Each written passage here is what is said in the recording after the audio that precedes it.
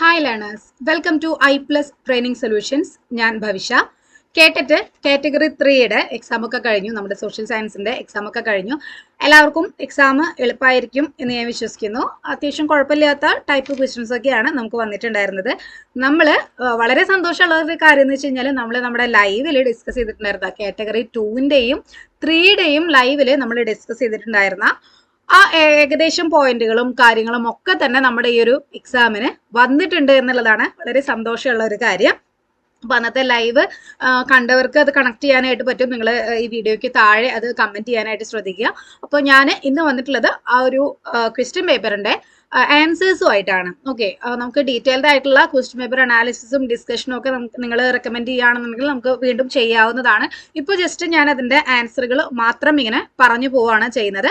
അപ്പോൾ ഇതൊരു tentative answer key ആയിട്ട് മാത്രം നിങ്ങൾ കൺസിഡർ ചെയ്യുക. ഫൈനൽ കീ നമുക്ക് ആ ഒരു ഡിസ്കഷനിൽ എന്തെങ്കിലും തെറ്റുകൾ ഉണ്ടെന്നുണ്ടെങ്കിൽ നമുക്ക് ആ ഒരു ഡിസ്കഷനിൽ നമുക്കത് സോൾവ് ചെയ്യാവുന്നതാണ്.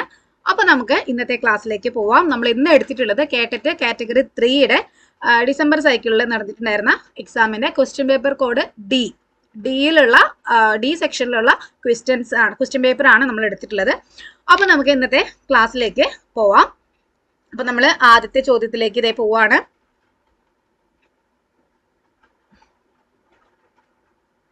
നമ്മുടെ ആദ്യത്തെ ചോദ്യം, which of the social reformer from Tamil Nadu participated in the Vaikom Satyagraha? Vaikom സത്യാഗ്രഹത്തിൽ പാർട്ടിസിപ്പേറ്റ് ചെയ്തിട്ടുള്ള, തമിഴ്നാട്ടിൽ നിന്ന് പാർട്ടിസിപ്പേറ്റ് ചെയ്തിട്ടുള്ള സോഷ്യൽ റിഫോമർ ആരായിരുന്നു? EV രാമസ്വാമി ആയിരുന്നു അല്ലെ? EV രാമസ്വാമിയാണ്. Then highest peak in India mount K2 ആണ്. നമ്മൾ നമ്മുടെ ഡിസ്കഷനിൽ കേരളത്തിലെ ഹയസ്റ്റ് പീക്ക് ഏതാണ് എന്ന് ചോദിച്ചിട്ടുണ്ടായിരുന്നു. സോറി, കേരളത്തിലല്ല, പെനിൻസുലാർ പ്ലേറ്റുവിലെ ഹയസ്റ്റ് പീക്ക് ഏതായിരുന്നു എന്ന് നമ്മൾ ചോദ്യം ചോദിച്ചിട്ടുണ്ടായിരുന്നു. ദെൻ അതിന്റെ എക്സ്പ്ലനേഷനിൽ നമ്മൾ ഇന്ത്യയിലെ ഹയസ്റ്റ് പീക്കിനെ കുറിച്ചിട്ടൊക്കെ പറഞ്ഞു പോയിട്ടുണ്ടായിരുന്നു. അപ്പോൾ മൗണ്ട് K2 ആണ് ഹയസ്റ്റ് പീക്കിന് ഇന്ത്യ വരുന്നത്. അടുത്ത ചോദ്യം, who was the father of reformation in Switzerland? സ്വിറ്റ്സർലാൻഡിലെ റിഫോർമേഷന്റെ പിതാവ് എന്നറിയപ്പെടുന്നത് ആരാണ്? അത് അൾഡ്രിച്ച് സ്വിംഗ്ലി ആണ് അല്ലെ? ഓപ്ഷൻ ഡി, അൾഡ്രിച്ച് സ്വിംഗ്ലി ആണ് 73ാമത്തെ ക്വസ്റ്റ്യന്റെ ആൻസർ വരുന്നത്. 74ാമത്തെ ചോദ്യം, PM Poshan was earlier known as? PM Poshan എയർലിയർലി ആദ്യം അറിയപ്പെട്ടിട്ടുണ്ടായിരുന്ന പേരെന്തായിരുന്നു? മിഡ് ഡേ മീൽ സ്കീം എന്നാണ് അറിയപ്പെട്ടിട്ടുണ്ടായിരുന്നത്. Mid day meal scheme. 75ാമത്തെ ചോദ്യം, which organ of UNO functions as the main deliberative and representative body? Okay, UNOന്റെ ഏത് ബോഡിയാണ് റെപ്രസെന്റേറ്റീവ് അതുപോലെ മെയിൻ ഡെലിബറേറ്റീവ് ബോഡി ആയിട്ട് ഫംഗ്ഷൻ ചെയ്യുന്നത്? ജനറൽ അസംബ്ലി ആണ് ആൻസർ ആയിട്ട് വന്നിട്ടുള്ളത്. Option B, general assembly. Then നമ്മുടെ 76th ക്വസ്റ്റ്യൻ നോക്കൂ. The permanent settlement was one of the land revenue policies introduced by the British in India. Who introduced the permanent settlement? ആരാണ് permanent settlement introduce ചെയ്തിട്ടുള്ളത്? അത് Lord Cornwallis ആണ് അല്ലെ? Cornwallis പ്രഭു ആണ് introduce ചെയ്തിട്ടുണ്ടായിരുന്നത്. Then അടുത്ത ചോദ്യം, which one of the following is likely to happen along the plate margins when two tectonic plates collide? ഏതാണ് രണ്ട് ടെക്ടോണിക് പ്ലേറ്റുകളുടെ ഇടയിൽ സംഭവിക്കുന്ന കാര്യം? എന്താണ്? ഫോർമേഷൻ ഓഫ് ഫോൾഡ് മൗണ്ടൻസ് ആണ് അല്ലെ? മടക്കു പർവ്വതങ്ങളുടെ രൂപീകരണമാണ് നടക്കുന്നത്. 78ാമത്തെ ചോദ്യം, which of the following leaders was not involved in the formation of the non-alignment movement? നാമിന്റെ ചേരിചേരാ പ്രസ്ഥാനത്തിന്റെ അതിൽ പങ്കെടുക്കാത്ത ലീഡർ ആരാണ് എന്നാണ് ചോദിച്ചിട്ടുള്ളത്. Jawaharlal Nehru, Marshal Tito, Gamal Abdul Nasser, Nelson Mandela. ആരാണ്? നെൽസൺ മണ്ടേലയാണ് അല്ലെ ആൻസർ വരുന്നത്. ഞാൻ ഓൾറെഡി ഇതിൽ ആൻസേഴ്സ് ഒക്കെ മാർക്ക് ചെയ്തിട്ടുണ്ട്, എന്നാലും ഞാൻ ജസ്റ്റ് ഒന്ന് പറഞ്ഞു പോകുന്നു മാത്രം. അടുത്ത ചോദ്യം, 79ാമത്തെ ചോദ്യമാണ്. State election commission is mainly responsible for conducting elections to ഏതാണ്? Lok Sabha, Rajya Sabha, state legislative assemblies, panchayat and municipalities, president and vice president.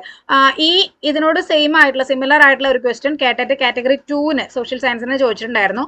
അതായത് പഞ്ചായത്തിന്റെയും മുനിസിപ്പാലിറ്റികളുടെയും ഇലക്ഷൻ കണ്ടക്ട് ചെയ്യുന്നത് ആരാണ് എന്ന് ചോദിച്ചിട്ട് അതിൽ ഓപ്ഷൻസിൽ സ്റ്റേറ്റ് ഇലക്ഷൻ കമ്മീഷൻ, അതുപോലെ local self government, national election commission, അങ്ങനെയൊക്കെ ഓപ്ഷൻസ് ഉണ്ടായിരുന്നു. ഓക്കെ, അപ്പോൾ സിമിലർ ഏരിയസിൽ നിന്ന് തന്നെ ക്വസ്റ്റ്യൻസ് വന്നിരിക്കുകയാണ്. അപ്പൊ ആൻസർ വരുന്നത് പഞ്ചായത്ത് ആൻഡ് മുനിസിപ്പാലിറ്റികൾ. ഓക്കെ, പഞ്ചായത്ത് മുനിസിപ്പാലിറ്റി സംബന്ധിച്ചിട്ടുള്ള ഇലക്ഷൻ ആരാണ് ഹാൻഡിൽ ചെയ്യുന്നത്? സ്റ്റേറ്റ് ഇലക്ഷൻ കമ്മീഷൻ ആണ്. Then who was the founder of the organisation called Samathwa Samajam? നമ്മൾ ഡിസ്കസ് ചെയ്തിട്ടുള്ള ഒരു ക്വസ്റ്റ്യൻ തന്നെയായിരുന്നു. നമ്മുടെ ക്ലാസ്സിലും ഒക്കെ തന്നെ ഞാൻ എപ്പോഴും പറയുന്നതാണ്. നമ്മൾ ഈ സോഷ്യൽ റിഫോമേഴ്സും അവരുടെ ഓർഗനൈസേഷൻസും പഠിച്ചിരിക്കണം എന്നുള്ളത്. നമ്മൾ ഇപ്പോൾ കഴിഞ്ഞിട്ടുണ്ടായിരുന്ന 2 ലൈവിലും ഇത്തരത്തിൽ ഈ സോഷ്യൽ ഓർഗനൈസേഷനെ കുറിച്ചിട്ടൊക്കെ നമ്മൾ പഠിച്ചിട്ടുണ്ടായിരുന്നു. അതിൽ നമ്മൾ ഇമ്പോർട്ടൻ്റ് ആയിട്ട് പറഞ്ഞിട്ടുണ്ടായിരുന്ന ഒന്നായിരുന്നു സമത്വ സമാജത്തിനെ കുറിച്ചിട്ട്.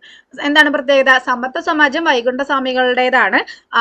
കേരളത്തിലെ ആദ്യത്തെ റിനൈസൻസ് മൂവ്മെന്റ് സോഷ്യൽ ഓർഗനൈസേഷൻ ആയിരുന്നു സമത്വ സമാജം എന്ന് പറയുന്നത്. 1836 വന്നിട്ടുള്ള സമത്വ സമാജം.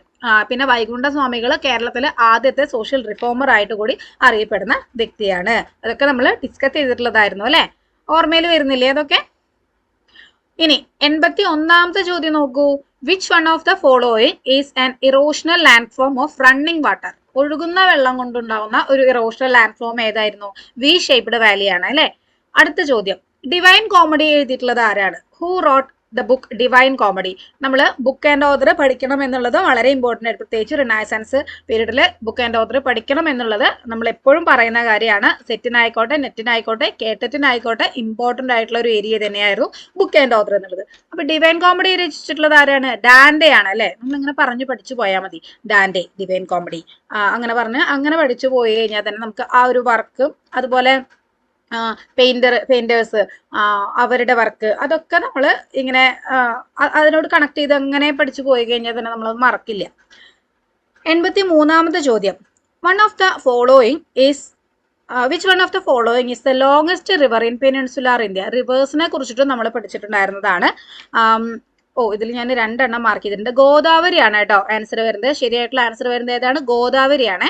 അതൊന്ന് എക്സ്ക്യൂസ് ചെയ്യണം, ഞാൻ മഹാനദിയുടെ അടിയിലും കൂടി വരച്ച് പോയിട്ടുണ്ട്, എൻ്റെ മിസ്റ്റേക്ക് ആണ്. Okay, extremely sorry. ഗോദാവരിയാണ് ആൻസർ വരുന്നത്. Which one of the following is the longest river in peninsular India? Peninsular ഇന്ത്യയിലെ ഏറ്റവും വലിയ നദി ഏതാണ്? ഗോദാവരിയാണ് അല്ലെ? ഓക്കെ, ഇന്ത്യയിലെ ഏറ്റവും വലിയ നദി ഏതാണ്? അത് ഗംഗാ നദിയാണ് കേട്ടോ. ഗംഗാ നദിയാണ്. കേരളത്തിലെ ഏറ്റവും വലിയ നദി പെരിയാറാണ്. ഓക്കെ, ഇതൊക്കെ നമ്മൾ നമ്മുടെ ക്ലാസ്സിൽ ഡിസ്കസ് ചെയ്ത് പോയിട്ടുണ്ടായിരുന്നു, ഓർക്കുന്നുണ്ടോ? ദെൻ ഇതിനോട് സിമിലർ ആയിട്ടുള്ള ഒരു ക്വസ്റ്റ്യൻ കാറ്റഗറി 2 ചോദിച്ചിട്ടുണ്ടായിരുന്നു. അതായത് കുറച്ച് നദികളുടെ പേര് കൊടുത്തിട്ടുള്ളത്, അതിൽ ഈസ്റ്റ് ഫ്ലോയിങ് ആയിട്ടുള്ള കിഴക്കോട്ട് ഒഴുകുന്ന നദി ഏതാണ് ചൂസ് ചെയ്യാനായിട്ട് പറഞ്ഞിട്ടുണ്ടായിരുന്നു കേട്ടോ. ഇപ്പൊ നദികൾ ഇമ്പോർട്ടൻ്റ് ആയിട്ടുള്ള ഒരു ഏരിയ തന്നെയാണ്. 84ാമത്തെ ചോദ്യം നോക്കൂ. Largest island in the world? ലോകത്തിലെ ഏറ്റവും വലിയ ഐലൻഡ് ഏതാണ്? ദ്വീപ് ഏതാണെന്നാണ് ചോദിച്ചിട്ടുള്ളത്. ഗ്രീൻലാൻഡ് ആണ് ശരിയായിട്ടുള്ള ആൻസർ വരുന്നത്. ഓപ്ഷൻ ഡി, ഗ്രീൻലാൻഡ് ആണ്. Then the giant sea waves generated due to an earthquake on the ocean floor. അതായത് കടലിന്റെ അടിയിൽ ഉണ്ടാകുന്ന ഭൂകമ്പം കൊണ്ടുണ്ടാകുന്ന വലിയ തിരമാലേനെ എന്താ നമ്മൾ പറയാ? അത് സുനാമിയാണ് അല്ലെ? ഓഷ്യാനിക് കറന്റോ ടൈഡോ സർജസോ ഒന്നുമല്ല, അത് സുനാമിയാണ് അല്ലെ? വലിയ തിരമാലകൾ വരുന്നത്. Okay, who served as the chairman of the constituent assembly of India? Constituent അസംബ്ലിയുടെ ചെയർമാൻ ആയിട്ടുണ്ടായിരുന്നത് ആരായിരുന്നു? അത് നമ്മുടെ ഡോക്ടർ രാജേന്ദ്ര പ്രസാദ് ആയിരുന്നു. പൊളിറ്റിക്സിൽ നിന്നുള്ള ഒരു ക്വസ്റ്റ്യൻ ആയിരുന്നു അത്. ഇനി 87ാമത്തെ ചോദ്യം നോക്കൂ. Which of the following activities is included in the secondary sector? Secondary സെക്ടറിൽ ഇൻക്ലൂഡ് ആവുന്ന ആക്ടിവിറ്റി ഏതാണ്? അത് കൺസ്ട്രക്ഷൻ ആണ് അല്ലെ? മൈനിങ് അപ്പൊ ഏതിലാ വരിക? മൈനിങ് പ്രൈമറി സെക്ടറിൽ വരുന്നതാണ്. അതായത് നാച്ചുറൽ റിസോഴ്സസ് ഡയറക്റ്റ് ആയിട്ട് യൂസ് ചെയ്യുന്നതിനെയാണ് നമ്മൾ പ്രൈമറി സെക്ടറിൽ ഇൻക്ലൂഡ് ചെയ്യുക. മൈനിങ്, ഫിഷിങ്, അഗ്രികൾച്ചർ, അതൊക്കെ വരുന്നത് പ്രൈമറി സെക്ടറിലാണ്. ദെൻ കൺസ്ട്രക്ഷൻ പോലുള്ള കാര്യങ്ങൾ, അതായത് ഈ കൺസ്ട്രക്ഷൻ പിന്നെ മാനുഫാക്ചറിങ്, അതൊക്കെ വരുന്നത് എവിടെയാണ്? അതൊക്കെ സെക്കൻഡറി സെക്ടറിൽ വ്യവസായിക മേഖലയിലാണ് വരുന്നത് അല്ലെ? 2ാമത്തെ സെക്ഷൻ ആയിട്ടുള്ള ഇതിലാണ് വരുന്നത്. ഇനി ബാങ്കിങ്, ട്രേഡ്, അതൊക്കെ ടെറിഷറി സെക്ടറിലാണ് വരുന്നത്. ഇത് 3 സെക്ഷൻ, അതായത് പ്രൈമറി, സെക്കൻഡറി, ടെറിഷറി അല്ലാതെ വേറെ 2 സെക്ഷനും കൂടി നമ്മൾ ലൈവിൽ പറഞ്ഞിട്ടുണ്ടായിരുന്നു. നിങ്ങൾ ഓർക്കുന്നുണ്ടോ? അത് ക്വിനറി സെക്ഷൻ, ക്വാട്ടേണറി സെക്ഷൻ എന്ന് പറഞ്ഞിട്ട് പുതിയതായിട്ട് വന്നിട്ടുള്ള 2 സെക്ഷൻസ്, അതായത് ടെറിഷറി സെക്ഷനെ പിന്നെയും സബ് ഡിവൈഡ് ചെയ്തിട്ടുള്ളതാണ് എന്നൊക്കെ പറഞ്ഞിട്ട് നമ്മൾ പറഞ്ഞിട്ടുണ്ടായിരുന്നു ക്ലാസ്സിൽ. ഓക്കെ, അപ്പൊ ഈ ട്രേഡ് നിങ്ങൾക്ക് ചിലപ്പോൾ അത് സെക്കൻഡറി സെക്ഷനിൽ പെടുന്നതാണ് എന്നൊരു കൺഫ്യൂഷൻ വരാനായിട്ടുള്ള സാധ്യതയുണ്ട്. പക്ഷെ ട്രേഡ് എന്ന് പറഞ്ഞു കഴിഞ്ഞാൽ കച്ചവടമാണ് അല്ലെ? അതൊരു ടൈപ്പ് ഓഫ് സേവനമായിട്ട് നമുക്ക് കൺസിഡർ ചെയ്യാം അല്ലെ? ഇവിടുന്ന് പ്രൊഡക്റ്റുകൾ എടുത്ത് മറ്റൊരാൾക്ക് കൊടുക്കുക, അതാണ് ചെയ്യുന്നത് അല്ലെ? അപ്പൊ അത് ഒരു സേവനം ആയിട്ട് കൺസിഡർ ചെയ്യുന്നതുകൊണ്ട് തന്നെ അത് ടെറിഷറി സെക്ടറിലാണ് പെടുന്നത് കേട്ടോ. അപ്പൊ അതൊരു കൺഫ്യൂഷൻ വരാനായിട്ടുള്ള സാധ്യതയുണ്ട്. എന്നാൽ ആൻസർ വരുന്നത് ഓപ്ഷൻ ബി കൺസ്ട്രക്ഷൻ ആണ് കേട്ടോ. ഇനി 88ാമത്തെ ചോദ്യം, the thermal zone that lies between the tropic of cancer and tropic of Capricorn. Tropic of ക്യാൻസറിന്റെയും ട്രോപ്പിക് ഓഫ് കാപ്രിക്കോണിന്റെയും ഇടയിൽ വരുന്ന സോൺ ഏതാണ്? അത് ടോറിഡ് സോൺ ആണ് അല്ലെ വരുന്നത്. ടോറിഡ് സോൺ ആണ് നമ്മുടെ ആൻസർ വരുന്നത്. ഇനി 89, which of the following is the most wide spread soil type in India? ഇന്ത്യയിൽ ഏറ്റവും കൂടുതലായിട്ട് കാണപ്പെടുന്ന സോയിൽ ഏതാണ്? അലൂവിയൽ സോയിലാണ് അല്ലെ. ഏറ്റവും കൂടുതലായിട്ട് കാണപ്പെടുന്നത് അലൂവിയൽ സോയിലാണ്. ഇന്ത്യയിൽ 400-ൽ പരം നദികളുണ്ട്. ഈ നദികളൊക്കെ ഒഴുക്കിക്കൊണ്ടുവരുന്ന അലൂവിയൽ സോയിലാണ് ഏറ്റവും കൂടുതലായിട്ട് ഇന്ത്യയിൽ കാണപ്പെടുന്നത്. കേരളത്തിൽ ഏതാണ്? കേരളത്തിൽ ലാറ്ററൈറ്റ് സോയിലാണ് കേട്ടോ ഏറ്റവും കൂടുതൽ കാണപ്പെടുന്നത്. അടുത്ത ചോദ്യം, which of the following is not a component of human development index? HDIയുടെ കോമ്പണന്റ് അല്ലാത്തത് ഏതെന്നാണ് ചോദിച്ചിട്ടുള്ളത്. അല്ലാത്തത്. ഓക്കെ, ഇൻഫന്റ് മോർട്ടിലിറ്റി റേറ്റ് ആണ് ശരിയായിട്ടുള്ള ആൻസർ. ശിശുമരണ നിരക്ക്, അതാണ് HDIയുടെ കോമ്പണന്റ് അല്ലാത്തത്. അപ്പൊ HDIയുടെ കോമ്പണന്റിൽ വരുന്നത് ഏതൊക്കെയാണ്? അതൊന്ന് താഴെ കമന്റ് ചെയ്യണേ. 91ാമത്തെ ചോദ്യം, 0 degree longitude is considered as. 0 degree longitude എന്താണ് അറിയപ്പെടുന്നത്? പ്രൈം മെറിഡിയൻ എന്നാണ് അല്ലെ അറിയപ്പെടുന്നത്. 0 ഡിഗ്രി രേഖാംശ രേഖ അറിയപ്പെടുന്നത് ഏതാണ്? പ്രൈം മെറിഡിയൻ എന്ന പേരിലാണ് അറിയപ്പെടുന്നത്. അടുത്ത ചോദ്യം നോക്കൂ, 92 ആണ് ക്വസ്റ്റ്യൻ നമ്പർ വരുന്നത്. ദ 73rd കോൺസ്റ്റിറ്റ്യൂഷണൽ അമെൻമെന്റ് ആക്ട് 1992 ഈസ് റിലേറ്റഡ് ടു. ഏതാണ്? 73ാമത്തെ കോൺസ്റ്റിറ്റ്യൂഷണൽ അമെൻമെന്റ് ഏതുമായിട്ട് ബന്ധപ്പെട്ടുള്ളതാണ്? അത് പഞ്ചായത്തി രാജ് ഇൻസ്റ്റിറ്റ്യൂഷൻസുമായിട്ട് ബന്ധപ്പെട്ടുള്ളതാണ് അല്ലെ. പഞ്ചായത്തി രാജ് ഇൻസ്റ്റിറ്റ്യൂഷൻസ്. അപ്പോൾ 74th ഏതാണ്? അത് നഗരപാലിക സിസ്റ്റമായിട്ട് ബന്ധപ്പെട്ടിട്ടുള്ളതാണ്. അടുത്ത ചോദ്യം 93ാമത്തെ ചോദ്യമാണ്, which one of the following is A major kharif crop? നമ്മൾ ഡിസ്കസ് ചെയ്തിട്ടുള്ള ഒരു ക്വസ്റ്റ്യൻ തന്നെയായിരുന്നു ഇത് അല്ലെ. സെയിം ക്വസ്റ്റ്യൻ തന്നെയാണ് നമ്മൾ ഡിസ്കസ് ചെയ്തിട്ടുണ്ടായിരുന്നത്. ഏതാണ് ഒരു ഖാരിഫ് ക്രോപ്പ്? റൈസ് ആണ് അല്ലെ. വീറ്റ്, ഷുഗർ കെയിൻ, ടീ, അതൊക്കെയാണ് മറ്റ് ഓപ്ഷൻസ് ആയിട്ട് വന്നിട്ടുള്ളത്. ഓക്കെ, അടുത്ത ചോദ്യം, ബാക്കി എല്ലാം വരുന്നത് ഏതിലായിരുന്നു? അതൊന്ന് കമന്റ് ചെയ്യണേ. വീറ്റ്, ഷുഗർ കെയിൻ, ടീ ഒക്കെ ഏതിലാണ് വരുന്നത്? വീറ്റ് ഏതിലാണ് വരുന്നത്?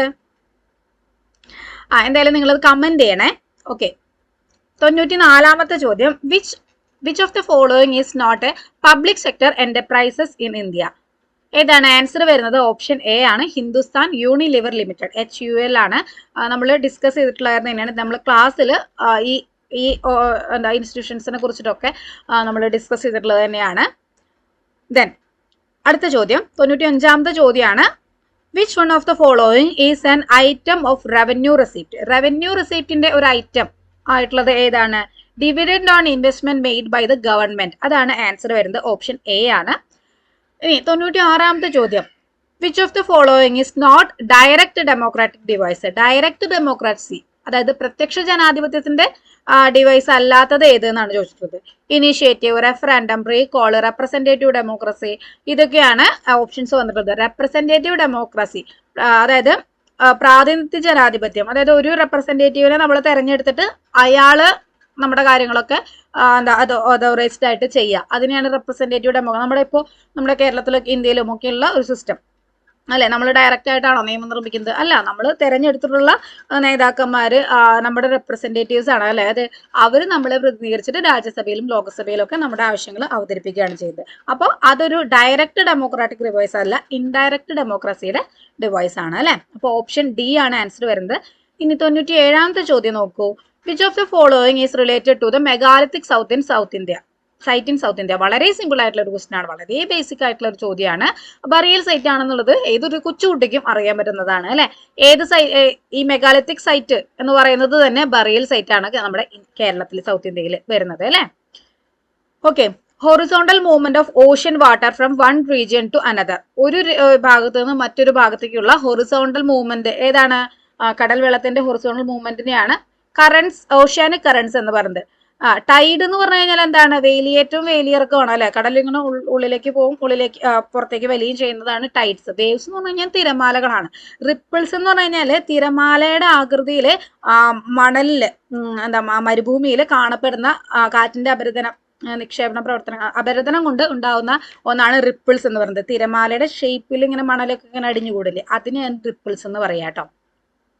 ഇനി അടുത്ത ചോദ്യം 99ാമത്തെ ചോദ്യമാണ്, which of the following statements are true with respect to Reserve bank of India. ഇന്ത്യയിൽ റിസർവ് ബാങ്കുമായിട്ട് ബന്ധപ്പെട്ടിട്ട് ശരിയായിട്ടുള്ള സ്റ്റേറ്റ്മെന്റുകൾ ഏതാണ് എന്നാണ് ചോദിച്ചിട്ടുള്ളത്.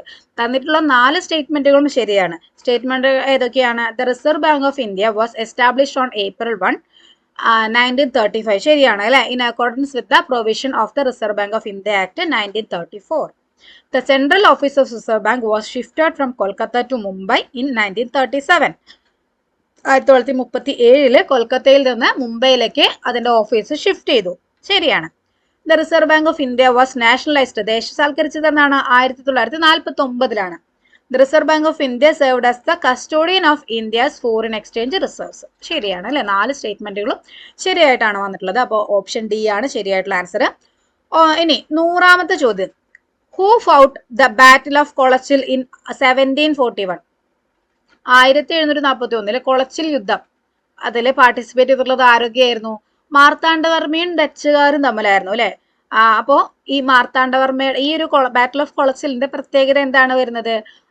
ഈ ഒരു ഫോറിൻ ഫോഴ്സിനെ പരാജയപ്പെടുത്തിയ ആ ഒരു ആദ്യത്തെ നാട്ടുരാജാവായിരുന്നു മാർത്താണ്ഡവർമ്മ അല്ലെ? ഒരു യുദ്ധത്തിൽ പരാജയപ്പെടുത്തിയിട്ടുള്ള ആദ്യത്തെ നാട്ടുരാജാവ് കേരളത്തിലെ മാർത്താണ്ഡവർമ്മയായിരുന്നു. വളരെ സിഗ്നിഫിക്കന്റ് ആയിട്ടുള്ള ഒരു യുദ്ധമായിരുന്നു ബാറ്റിൽ ഓഫ് കൊളച്ചിൽ. അപ്പൊ അത് മാർത്താണ്ഡവർമ്മ, ട്രാവൻകൂർ രാജാവായിട്ടുണ്ടായിരുന്ന മാർത്താണ്ഡവർമ്മയും ഡച്ചുകാരും തമ്മിലായിരുന്നു നടന്നിട്ടുണ്ടായിരുന്നത്.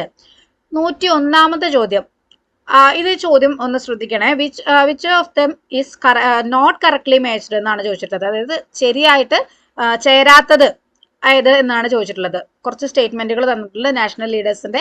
ഇതില് ഏത് സ്റ്റേറ്റ്മെന്റ് ആര് പറഞ്ഞിട്ടുള്ളത് എന്നുള്ളത് ചേരാത്തത് പറയാനാണ് പറഞ്ഞിട്ടുള്ളത്. സ്റ്റേറ്റ്മെന്റ്സ് നോക്കൂ. Give me blood, I will give you freedom.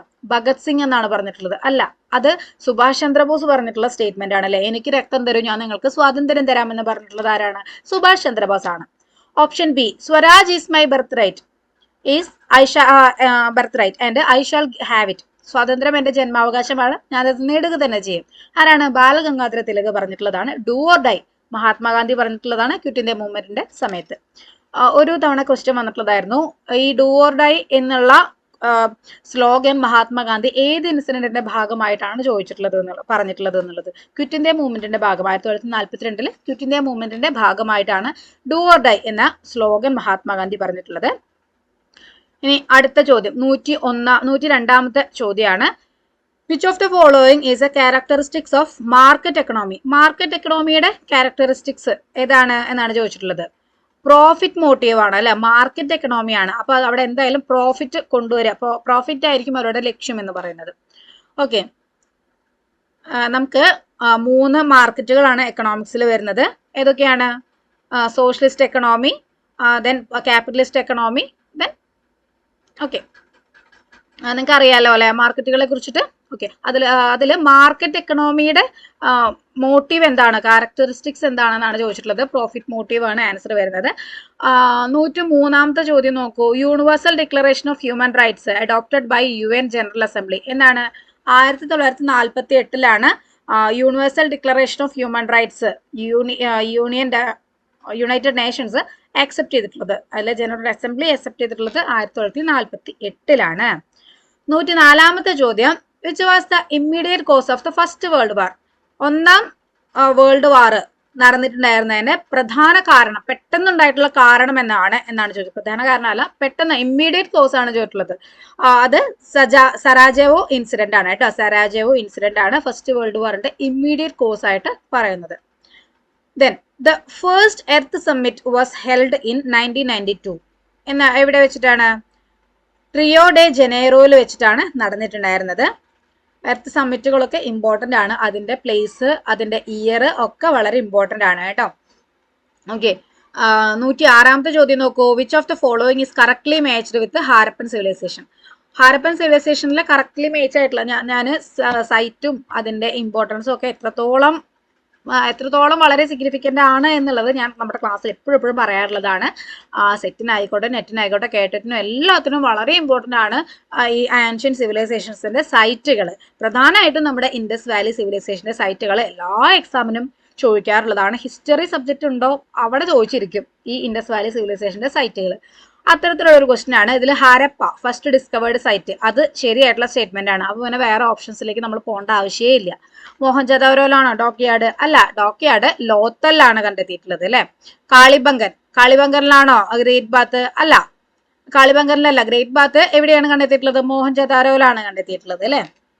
Okay, അടുത്ത ചോദ്യം. Who was the Sultanate ruler who shifted the capital from Delhi to Daulatabad? ഡൽഹിയിൽ നിന്ന് ദൗലതാബാദിലേക്ക് ക്യാപിറ്റൽ ഷിഫ്റ്റ് ചെയ്തിട്ടുള്ളത് ആരാണ്? മുഹമ്മദ് ബിൻ തുഗ്ലക് ആയിരുന്നു അല്ലെ. മുഹമ്മദ് ബിൻ തുഗ്ലക് ആയിരുന്നു. അദ്ദേഹത്തിനെ ബുദ്ധിമാനായ വിഡ്ഢി എന്നൊക്കെയാണ് വിളിച്ചിട്ടുണ്ടായിരുന്നത് അല്ലെ. ഓക്കെ, അടുത്ത ചോദ്യം 108ാമത്തെ ചോദ്യമാണ്. Which of the following layers of the atmosphere has electrically charged ions plenty? ഏതാണ്? തെർമോസ്ഫിയർ ആണ്. ഈ തെർമോസ്ഫിയറിന്റെ ഒരു ഭാഗമാണ് അയണോസ്ഫിയർ എന്ന് പറയുന്നത്. അയണോസ്ഫിയർ എന്നായിട്ട് നമ്മൾ പഠിക്കുന്നത് തെർമോസ്ഫിയറിന്റെ ഒരു പാർട്ടിനെയാണ്. തെർമോസ്ഫിയർ എന്ന് പറഞ്ഞാൽ അന്തരീക്ഷത്തിലെ ഏറ്റവും മുകളിലത്തെ പാളിയാണ് അല്ലെ. ഏറ്റവും മുകളിലത്തെ പാളിയായിട്ടാണ് വരുന്നത്. അപ്പൊ ഈ അയണോസ്ഫിയർ തെർമോസ്ഫിയറിൽ വരുന്നതാണ്. അപ്പൊ ഈ അയൺ ചാർജുകൾ അല്ലെങ്കിൽ അയൺസ് പ്ലെന്റി ആയിട്ട് കാണപ്പെടുന്ന, ഇലക്ട്രിക്കലി ചാർജഡ് ആയിട്ടുള്ള അയൺസ് കാണപ്പെടുന്നത് തെർമോസ്ഫിയറിലാണ്. ഓക്കെ, 109ാമത്തെ ചോദ്യം. The method obtaining information by using sensors without being in direct contact with objects or area is called? ഏതാണ്? ഓഫ് കോഴ്സ് റിമോട്ട് സെൻസിങ് ആണ് അല്ലെ. ഓക്കെ, ഇതിൽ കാർട്ടോഗ്രാഫി ഒക്കെ കൊടുത്തിട്ടുണ്ട്. കാർട്ടോഗ്രാഫി ഒന്നും ഇതിൽ വരികയില്ല അല്ലെ. കാർട്ടോഗ്രാഫി എന്ന് പറയുന്നത് ഏതാണ്? മാപ്പുകളെ കുറിച്ചിട്ട് പഠിക്കുന്നതാണ്. മാപ്പ് ഉണ്ടാക്കുന്ന വ്യക്തിനെയാണ് കാർട്ടോഗ്രാഫർ എന്നൊക്കെ പറയാ അല്ലെ. Okay, the Boston tea party related which event? ഏത് ഇവന്റുമായിട്ടാണ്? Boston tea party American war of ഇൻഡിപെൻഡൻസുമായിട്ട് ബന്ധപ്പെട്ടിട്ടുള്ളതാണ് അല്ലെ. ഓക്കെ, 111ാമത്തെ ചോദ്യം നോക്കൂ. അസേർഷൻ റീസൺ ക്വസ്റ്റ്യൻ ആണ്. നമ്മുടെ ക്വസ്റ്റ്യൻ പാറ്റേണിലെ ചേഞ്ച് ഒന്ന് നോക്കിയേ. നമുക്ക് അസേർഷൻ റീസൺ ക്വസ്റ്റ്യൻ ഒക്കെ മുന്നൊക്കെ നെറ്റ് എക്സാമിന് മാത്രമേ വരാറുള്ളൂ. ഇപ്പൊ അത് സെറ്റിന് വന്നു തുടങ്ങി, കേട്ടറ്റിന് പോലും വന്നു തുടങ്ങി കേട്ടോ. അപ്പൊ നമ്മുടെ സ്റ്റഡീസ് കുറച്ചും കൂടി അഡ്വാൻസ്ഡ് ആക്കേണ്ട സമയമൊക്കെ അതിക്രമിച്ചിട്ടുണ്ട്. ഓക്കെ, അപ്പൊ കുറച്ചും കൂടി അഡ്വാൻസ്ഡ് ആയിട്ടുള്ള ഇത്തരത്തിലുള്ള ക്വസ്റ്റ്യൻസും എല്ലാം തന്നെ നമ്മുടെ ക്ലാസ്സിൽ, നമ്മുടെ കോഴ്സിൽ അവൈലബിൾ ആണ് കേട്ടോ. അപ്പോൾ ഇനി ആർക്കെങ്കിലും കേട്ടറ്റിന്റെ പുതിയ കോഴ്സ്, ഇപ്പൊ ടീച്ചേഴ്സിനുള്ള കേട്ടറ്റ് ഒക്കെ വിളിച്ചിട്ടുണ്ട് അല്ലെ. സ്പെഷ്യൽ കേട്ടറ്റ് ഒക്കെ വിളിച്ചിട്ടുണ്ട്. അപ്പോൾ കോഴ്സ് എടുക്കാത്തവരുണ്ടെന്നുണ്ടെങ്കിൽ കൃത്യമായിട്ട് കോഴ്സ് എടുത്ത് തന്നെ പഠിക്കാനായിട്ട് ശ്രദ്ധിക്കുക. നിങ്ങൾക്ക് വളരെ റയർ ആയിട്ടുള്ള ചാൻസസ് ആണ് അല്ലെ. എത്രയും പെട്ടെന്ന് തന്നെ കേട്ടിട്ട് അച്ചീവ് ചെയ്യുക എന്നുള്ളതാണ് ടീച്ചേഴ്സിന്റെ ഒരു അൾട്ടിമേറ്റ് എയിം ആയിട്ട് ഇപ്പോൾ നിലവിൽ നിൽക്കുന്ന ഒരു സിറ്റുവേഷൻ അല്ലെ. അപ്പൊ എന്തായാലും കോഴ്സ് എടുത്ത് പഠിക്കാനായിട്ട് ശ്രദ്ധിക്കുക. അപ്പൊ എന്തെങ്കിലും ഡൗട്ട്സ് ഉണ്ടെങ്കിലൊക്കെ നമ്മൾ അപ്പൊ തന്നെ അത് ക്ലിയർ ചെയ്ത് തരുന്നതായിരിക്കും കേട്ടോ. ഓക്കെ, അപ്പോൾ സസ്റ്റൈനബിൾ ഡെവലപ്മെന്റ് എൻകറേജസ് എൻവയോൺമെന്റൽ protection. It minimises depletion of natural resources and pollution. Sustainable development, സുസ്ഥിര വികസനത്തിനെ സംബന്ധിച്ചിട്ടുള്ള 2 പോയിന്റുകളാണ് കൊടുത്തിട്ടുള്ളത്. ഇതിൽ ശരിയായിട്ടുള്ള ആൻസർ ഞാൻ ജസ്റ്റ് ഇവിടെ മാർക്ക് ചെയ്തിട്ടില്ല. ആൻസർ വരുന്നത് ഓപ്ഷൻ എ ആണ് കേട്ടോ. 2 സ്റ്റേറ്റ്മെന്റുകളും ശരിയാണ്. ആർ എന്ന് പറയുന്നത് കറക്റ്റ് എക്സ്പ്ലനേഷൻ ഓഫ് എ ആണ്. എയുടെ കറക്റ്റ് എക്സ്പ്ലനേഷൻ ആണ്. 111ാമത്തെ ചോദ്യത്തിന്റെ ആൻസർ വരുന്നത് ഓപ്ഷൻ എ ആണ്. ഞാനത് മാർക്ക് ചെയ്യാൻ ജസ്റ്റ് വിട്ടുപോയതാണേ. 112ാമത്തെ ചോദ്യം നോക്കൂ. On a topographical map, the imaginary lines that joins points of equal height above the sea level are called. ഏതാണ്? കോണ്ടൂർ ലൈൻസ് ആണ് അല്ലെ വരുന്നത്. കോണ്ടൂർ ലൈൻസ് ആണ് ഒരു ഇമാജിനറി ലൈൻ ആയിട്ട് നമുക്ക് സീ ലെവലിന് എബോ ആയിട്ട് നമ്മൾ മെൻഷൻ ചെയ്യുന്നത്.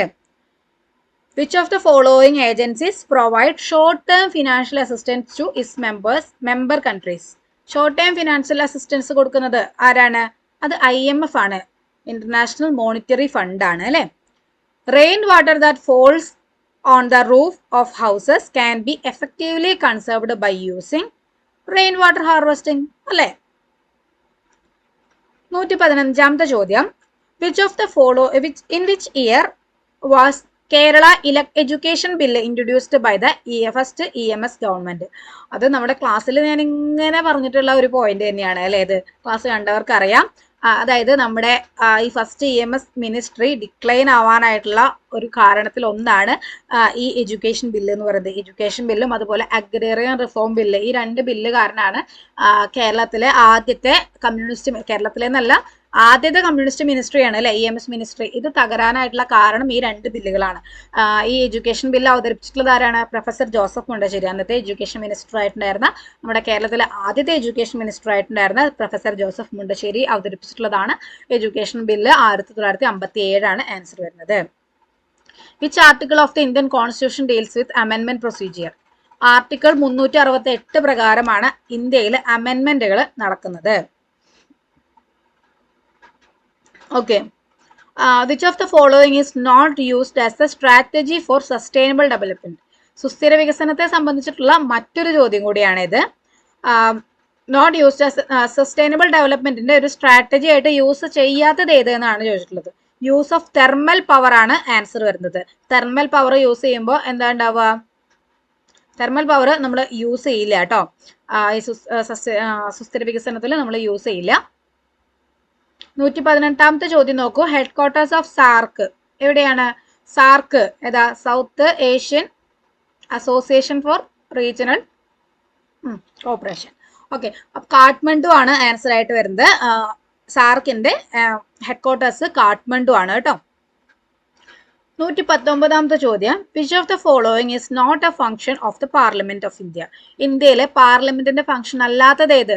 ലെജിസ്ലേറ്റീവ് ഫംഗ്ഷൻ ആണോ? അല്ല, ലെജിസ്ലേറ്റീവ് ഫംഗ്ഷൻ പാർലമെന്റിന്റെ ഫംഗ്ഷൻ തന്നെയാണ് അല്ലെ. എക്സിക്യൂട്ടീവ് ഫംഗ്ഷൻ ഉണ്ട്, അതുപോലെ ജുഡീഷ്യൽ റിവ്യൂ, അതാണ് നമ്മുടെ ആൻസർ വരുന്നത്. ജുഡീഷ്യൽ റിവ്യൂ കോടതിയാണ് ചെയ്യുന്നത് അല്ലെ.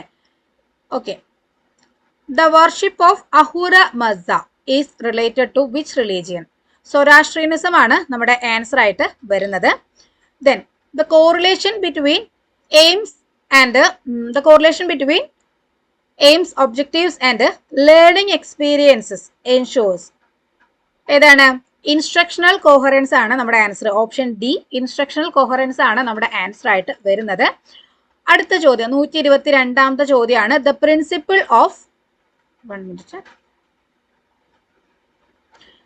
Principle of motivation in teaching emphasise. Okay, ടീച്ചിങ്ങിലെ മോട്ടിവേഷൻ പ്രിൻസിപ്പിൾ ആണ് ചോദിച്ചിട്ടുള്ളത്. ലേണർ ഇൻട്രസ്റ്റ് ആൻഡ് ക്യൂരിയോസിറ്റി ആണ് നമ്മുടെ ശരിയായിട്ടുള്ള answer. Option C, learner interest and curiosity ആണ് ശരിയായിട്ടുള്ള ആൻസർ വരുന്നത്. 123ാമത്തെ ചോദ്യം നോക്കൂ. Values like cooperation, tolerance and equality are classified as ഏതാണ്? അത് സോഷ്യൽ വാല്യൂ ആണ്. നിങ്ങൾ മോറൽ വാല്യൂ ആയിട്ടൊക്കെ ചിലപ്പോൾ നിങ്ങൾക്ക് കൺഫ്യൂഷൻ വരാനായിട്ടുള്ള സാധ്യതയുണ്ട്. കോർപ്പറേഷൻ, സഹകരണം, അതുപോലെ ക്ഷമ, ഇക്വാലിറ്റി, അതൊക്കെ സോഷ്യൽ വാല്യൂസിലാണ് പെടുന്നത് കേട്ടോ. 124ാമത്തെ ചോദ്യം നോക്കൂ. Professional ethic teacher mainly related to? ഒരു ടീച്ചറുടെ പ്രൊഫഷണൽ എത്തിക് എന്തുമായിട്ടാണ് ബന്ധപ്പെട്ടിട്ടുള്ളത്? സാലറി ആണോ? അല്ല. ഡിസിപ്ലിൻ ആണോ? അല്ല. അഡ്മിനിസ്ട്രേറ്റീവ് ഡ്യൂട്ടീസ് ആണോ? അല്ല. Moral commitment to learners. ലേണേഴ്സിനോട് ഒരു മോറൽ കമ്മിറ്റ്മെന്റ് ഉണ്ടായിരിക്കണം. ദെൻ അടുത്ത ചോദ്യം. A curriculum is A curriculum that integrates subjects around themes is called ഏതാണ്? A curriculum that integrates subject around themes. Integrated curriculum ആണ് ആൻസർ ആയിട്ട് വരുന്നത് കേട്ടോ. Integrated curriculum ആണ് നമ്മുടെ ആൻസർ ആയിട്ട് വരുന്നത്. Okay, option C, integrated curriculum. ഇനി അടുത്ത ചോദ്യം. Select the correct pair from the given table. ഇതിൽ നിന്ന് കറക്റ്റ് ആയിട്ട് മാച്ച് ആയിട്ടുള്ള പെയർ സെലക്ട് ചെയ്യാനാണ് പറഞ്ഞിട്ടുള്ളത്. ഏതാണ്? ഓപ്ഷൻ സി ആണ് അല്ലെ വരുന്നത്. ഓപ്ഷൻ സി ആണ് വരുന്നത്. അതായത് ഡിസ്കഷൻ മെത്തേഡ്, അതിൽ സ്റ്റുഡന്റ് ഇന്ററാക്ഷൻ വരുന്ന മെത്തേഡാണ് അല്ലെ. Lecture method learning by doing ആണോ? കുട്ടികൾ സ്വയം ചെയ്യാണോ ചെയ്യുന്നത് ലെക്ചർ മെത്തേഡ് എന്ന് പറഞ്ഞു കഴിഞ്ഞാൽ? അല്ല അല്ലെ. ലെക്ചർ മെത്തേഡ് എന്ന് പറഞ്ഞു കഴിഞ്ഞാൽ എന്താണ്? അധ്യാപകനാണ് അവിടെ ഡോമിനേറ്റ് ചെയ്ത് നിൽക്കുന്നത്. Project method teacher centred approach ആണോ? അല്ല, കുട്ടികൾ സ്വയം ചെയ്യുന്നതാണ് അല്ലെ. അത് ലേണിംഗ് ബൈ ഡൂയിങ്ങിൽ നമുക്ക് ഇൻക്ലൂഡ് ചെയ്യാവുന്നതാണ്. ഓക്കെ, അത് ചൈൽഡ് സെന്റേഡ് ആയിട്ടുള്ള മെത്തേഡാണ് പ്രോജക്റ്റ് മെത്തേഡ്. ഡിസ്കഷൻ മെത്തേഡാണ് നമ്മുടെ ആൻസർ ആയിട്ട് വരുന്നത്. സ്റ്റുഡന്റിന്റെ ഇന്ററാക്ഷൻ കൊണ്ടാണ് നമ്മൾ ചർച്ചകളൊക്കെ, സംവാദങ്ങളൊക്കെ ചെയ്യുന്നത് അല്ലെ. 127ാമത്തെ ചോദ്യം നോക്കൂ. Formative evaluation differ from summative evaluation. കാരണം എന്താണ്? Is a continuous and diagnostic ആണ് അല്ലെ. സമ്മേറ്റീവ് ഇവാലുവേഷൻ ആണ് കണ്ടക്റ്റഡ് അറ്റ് ദ എൻഡ് എന്ന് വരുന്നത്. ദെൻ ഗ്രേഡിനെ ഫോക്കസ് ചെയ്തുകൊണ്ടൊന്നും അല്ല ഇത് നടക്കുന്നത്. അപ്പോൾ ആൻസർ വരുന്നത് ഓപ്ഷൻ ബി ആണ്. It is a continuous and diagnostic. 128ാമത്തെ ചോദ്യം നോക്കൂ. An important element of teaching model is. Teaching മോഡലിന്റെ ഒരു ഇമ്പോർട്ടന്റ് എലമെന്റ് ഏതാണ്? സിൻടാക്സ് ആണ് അല്ലെ, വളരെ ഇമ്പോർട്ടന്റ് ആയിട്ടുള്ള ഒരു എലമെന്റ് എന്ന് പറയുന്നത്. ഇനി 129ാമത്തെ ചോദ്യം, ലേണിംഗ് റിസോഴ്സസ് ഇൻക്ലൂഡ്സ്. ഏതാണ് ലേണിംഗ് റിസോഴ്സിൽ ഇൻക്ലൂഡ് ആവുന്നത്? Digital, human and community resources. അതാണ് ആൻസർ വരുന്നത്. ഓൺലി ടെക്സ്റ്റ് ബുക്ക് മാത്രമായിട്ടാണോ വരുന്നത് ലേണിംഗ് റിസോഴ്സസിൽ? ടെക്സ്റ്റ് ബുക്ക് മാത്രം പെടില്ല അല്ലെ. പിന്നെ ടീച്ചറും ചോക്ക് ബോർഡും മാത്രമായിട്ടാണോ? അതും വരില്ല. എക്സാമിനേഷൻ മെറ്റീരിയൽസ് മാത്രമാണോ? അതുമല്ല. നിങ്ങൾ ഇങ്ങനത്തെ ടൈപ്പ് ക്വസ്റ്റ്യൻസ് വരുമ്പോൾ ഉണ്ടല്ലോ, ഒരു കാര്യം, അത് എല്ലായ്പ്പോഴും ആപ്ലിക്കബിൾ അല്ല കേട്ടോ. നമ്മുടെ ഓപ്ഷൻസിൽ കുറച്ച് വലുതായിട്ട് കാണുന്ന കാര്യങ്ങളായിരിക്കും ചിലപ്പോൾ ആൻസർ ആയിട്ട് വരിക. അപ്പോൾ കാറ്ററ്റ് പോലുള്ള കാര്യങ്ങൾക്ക് നമുക്ക് വേണമെങ്കിൽ ഒന്ന് പരീക്ഷിക്കാവുന്ന ഒരു ട്രിക്കാണ് കേട്ടോ അത്. കുറച്ച് വലുതായിട്ട് എന്തെങ്കിലും കൊടുത്തിട്ടുണ്ടെങ്കിൽ അത് ആൻസർ ആയിട്ട് വരാനുള്ള പോസിബിലിറ്റി കൂടുതലാണ്. ഞാൻ പന്നി പറയാണ്, എല്ലാ ക്വസ്റ്റ്യനിലും ഇത് ആപ്ലിക്കബിൾ അല്ല. പിന്നെ ഈ നെഗറ്റീവ് മാർക്ക് വരുന്നതിലൊന്നും നിങ്ങളിങ്ങനെ പരീക്ഷിക്കാൻ നിൽക്കരുത്. ഇൻ കേസ് തീരെ അറിയില്ല എന്നുണ്ടെങ്കിൽ ഈ ഒരു ട്രിക്ക് ഉപയോഗിച്ച് നിൽക്കൊന്ന് കറക്കി കുത്താവുന്നതാണ് കേട്ടോ. Okay, digital, human and community resources ആണ് ലേണിംഗ് റിസോഴ്സസിൽ ഇൻക്ലൂഡ് ചെയ്യുന്നത്. 130ാമത്തെ ചോദ്യം നോക്കൂ. Professional development of teachers primarily aims at. ഏതാണ്? Skill upgradation and reflective practice. ഞാൻ നേരത്തെ പറഞ്ഞ ടെക്നിക്ക് വെച്ച് നോക്കുകയാണെന്നുണ്ടെങ്കിൽ ഈ ഒരു ക്വസ്റ്റ്യന്റെ ആൻസർ നോക്കൂ, കുറച്ചും കൂടി വലുതായിട്ട് തന്നിട്ടുള്ള ഓപ്ഷൻസിൽ കുറച്ചും കൂടി വലുത് ഇതാണ് അല്ലേ. അപ്പോൾ വേണമെങ്കിൽ നമുക്ക് അങ്ങനെ അറിയില്ല എന്നുണ്ടെങ്കിൽ അങ്ങനെ കറക്കി കുത്താവുന്നതാണ്. പിന്നെയും പറയാണ്, എല്ലാത്തിലും ആപ്ലിക്കബിൾ അല്ല കേട്ടോ. ഓക്കെ, 131ാമത്തെ ചോദ്യം, match the following and choose the correct combination. Correct combination choose ചെയ്യാനാണ് പറഞ്ഞിട്ടുള്ളത്. Lecture method teacher centred, project method learning by doing, discussion method student interaction. നമ്മൾ നേരത്തെ തന്നിട്ടുള്ള ആ ഒരു ക്വസ്റ്റ്യന്റെ അതേ ക്വസ്റ്റ്യൻ തന്നെ ഇവിടേക്ക് എടുത്തിട്ട് തന്നേക്കാണ് അല്ലേ അവര്. ഓക്കെ, അപ്പൊ അതിന്റെ ആൻസർ നമ്മൾ നേരത്തെ പറഞ്ഞത് തന്നെയാണ്. ഓക്കെ,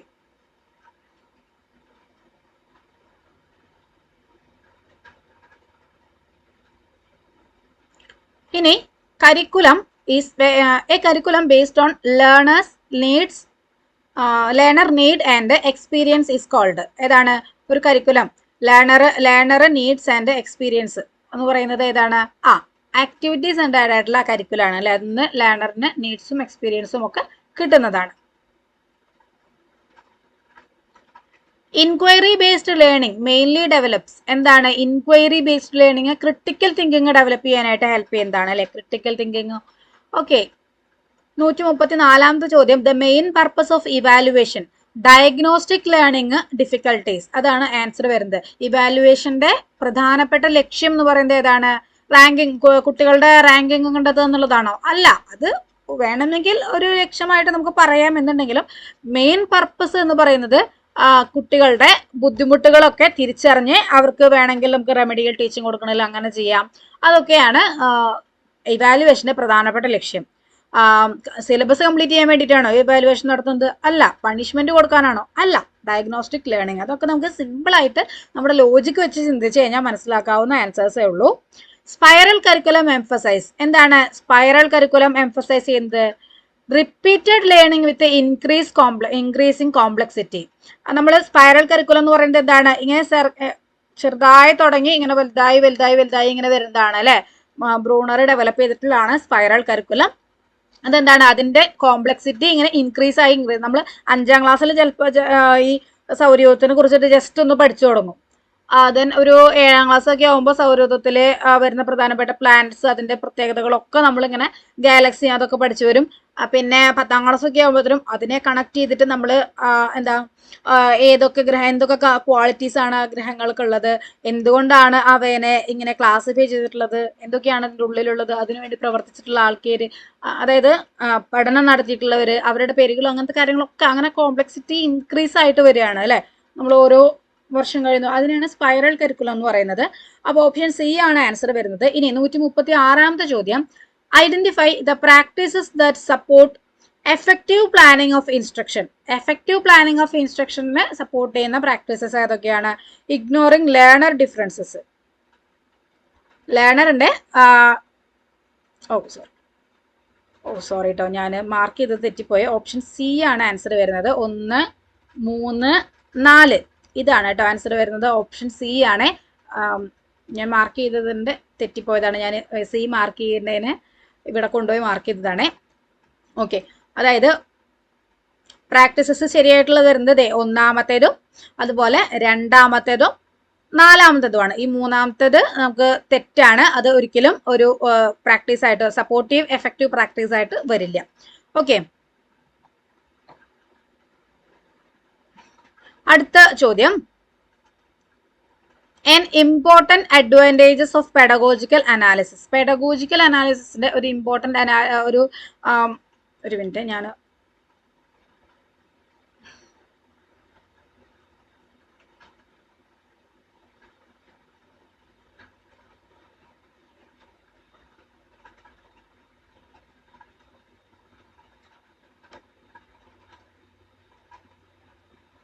ഇതൊന്ന് തെറ്റി മാർക്ക് ചെയ്ത കാരണം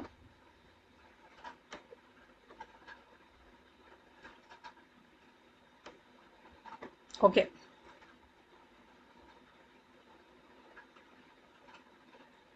ആൻസർ വരുന്നത്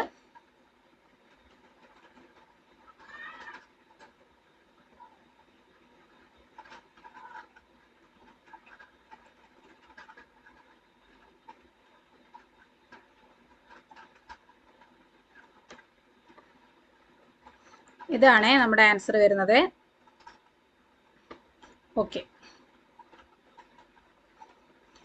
അടുത്ത ചോദ്യം 137ാമത്തെ ചോദ്യം, an important advantages of pedagogical analysis.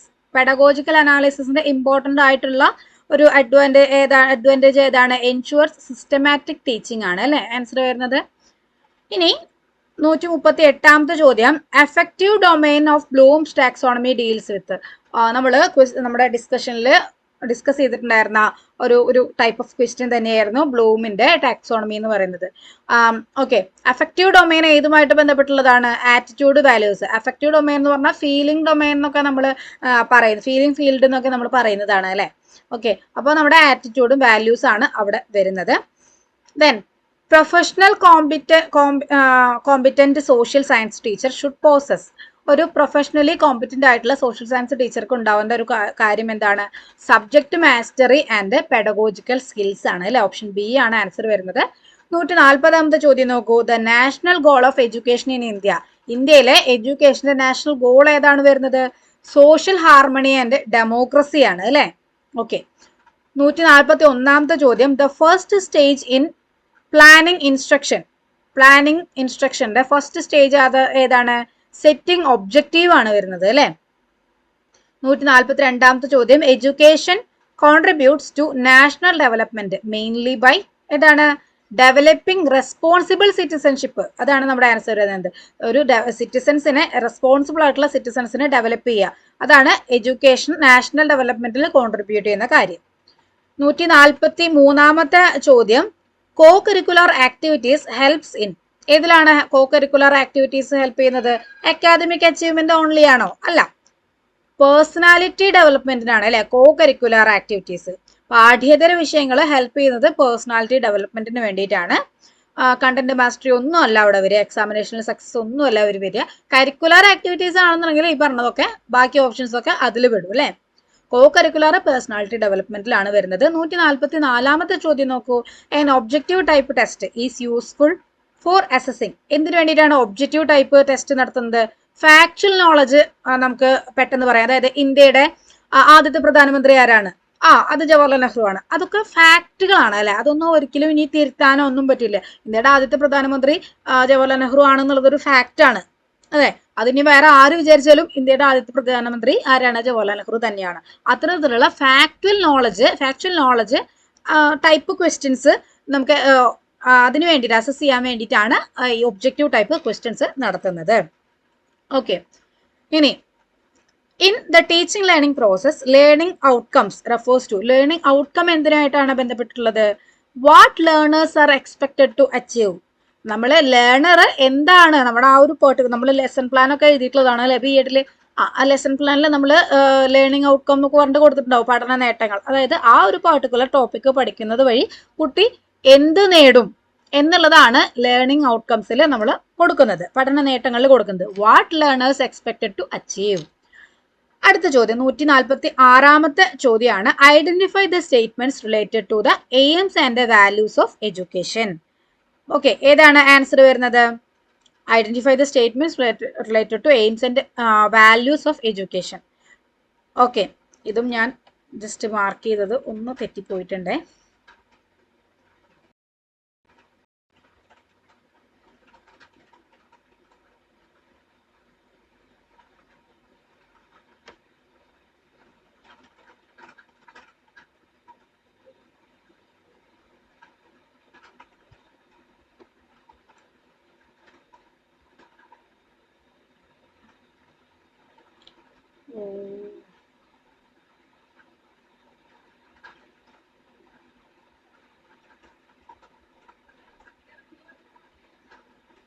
Okay, അടുത്ത ഇതിന്റെ ആൻസർ നമുക്കൊന്ന് നോക്കാം.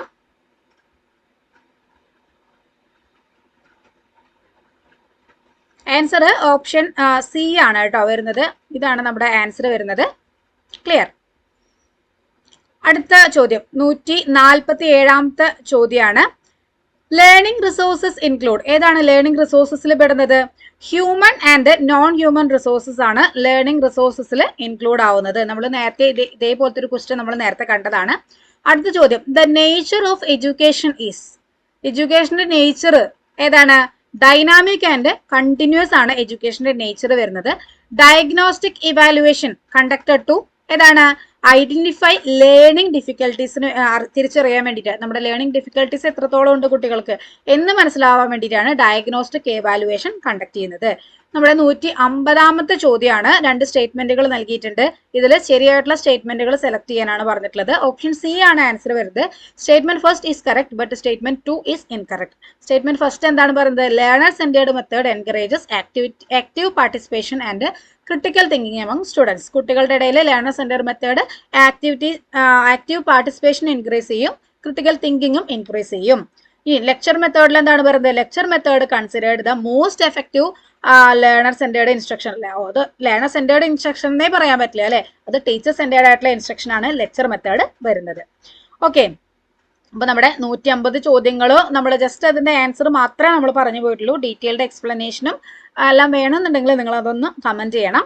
അപ്പോൾ നമ്മുടെ ക്ലാസ് ഒക്കെ എടുത്തിട്ടുള്ള കുട്ടികളും അതുപോലെ തന്നെ നമ്മുടെ ലൈവ് പാർട്ടിസിപ്പേറ്റ് ചെയ്തിട്ടുണ്ടായിരുന്ന കുട്ടികൾക്കും കേട്ടിട്ട് 2ഉം 3ഉം എങ്ങനെ ഉണ്ടായിരുന്നു, നമ്മുടെ സോഷ്യൽ സയൻസിന്റെ 2ഉം 3ഉം എങ്ങനെ ഉണ്ടായിരുന്നു എന്നുള്ളത് നിങ്ങളൊന്ന് താഴെ കമന്റ് ചെയ്യണം. നിങ്ങൾക്ക് ഹെൽപ്ഫുൾ ആയിട്ടുണ്ടായിരുന്നോ, ലൈവ് ഹെൽപ്ഫുൾ ആയിട്ടുണ്ടായിരുന്നോ എന്നുള്ള കാര്യങ്ങളും കൂടി ഒന്ന് മെൻഷൻ ചെയ്താൽ വളരെ നല്ലതായിരിക്കും. ദെൻ നിങ്ങളുടെ റിസൾട്ട് വന്നു കഴിഞ്ഞാൽ അത് ഞങ്ങളെ അറിയിക്കുമല്ലോ അല്ലേ. ഓക്കെ, അപ്പോൾ എല്ലാവർക്കും once again wish you all the best and all success to all. Okay, thank you.